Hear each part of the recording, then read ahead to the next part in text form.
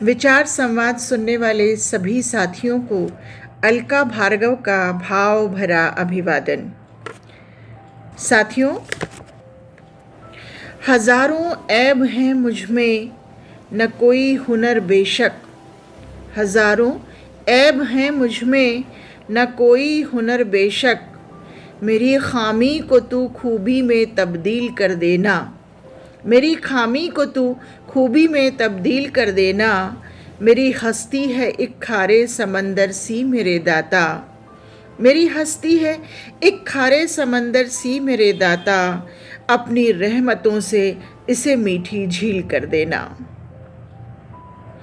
आइए आनंद लेते हैं एक छोटी सी लघु कथा का और पहुंचते हैं एक निष्कर्ष पर। बात बहुत पुरानी है। सुकरात समुद्र तट पर टहल रहे थे कि तभी उनकी नज़र तट पर खड़े एक रोते हुए बच्चे पर पड़ी।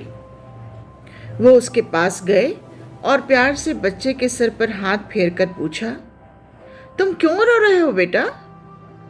लड़के ने कहा, ये जो मेरे हाथ में प्याला है ना, मैं इसमें इस समुद्र को भरना चाहता हूँ, पर यह मेरे प्याले में समाता ही नहीं। बच्चा ऐसा कहकर फिर रोने लगा।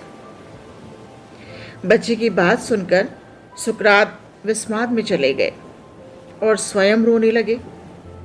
अब पूछने की बारी बच्चे की थी। बच्चा कहने लगा, आप भी मेरी तरह से रोने लगे? आपका प्याला कहाँ है? सुकरात ने जवाब दिया, बालक, तुम छोटे से प्याले में समुद्र भरना चाहते हो और मैं अपनी छोटी सी बुद्धि में सारे संसार की जानकारी भरना चाहता हूँ। आज तुमने सिखा दिया कि समुद्र प्याले में नहीं समा सकता। मैं व्यर्थ ही बेचैन रहा।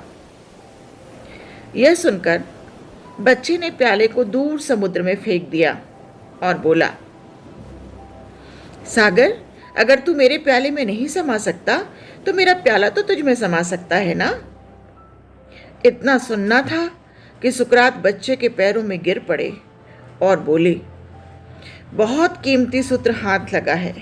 हे परमात्मा, आप तो सारा का सारा मुझ में नहीं समा सकते, पर मैं तो सारा का सारा आप में लीन हो सकता हूँ।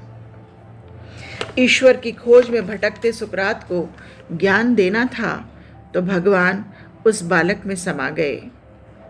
सुकरात का सारा अभिमान पल भर में ही ध्वस्त हो गया। वो सुकरात जिस सुकरात से मिलने के लिए सम्राट समय लेते थे, वो सुकरात आज एक बच्चे के चरणों में पड़े हुए थे।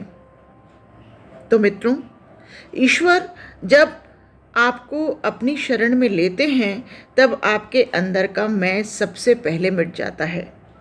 या यूं कहें कि आपके अंदर का मैं जब मिटता है तभी ईश्वर की कृपा होती है।